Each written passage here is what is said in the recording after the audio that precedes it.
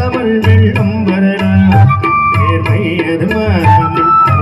மலை மீறாமல் வாழும் நடை போடுங்கள் ஞானம் பெறலாம் சத்தியத்தை நீங்கள் காத்திருந்தால் சத்தியம் உங்களை காத்திருக்கும் தாய் தந்த அன்புக்கும் நான் தந்த பண்புக்கும் பூமாலை காத்திருக்கும் ஒரு கூட்டு கிளியாக ஒரு குயிலாக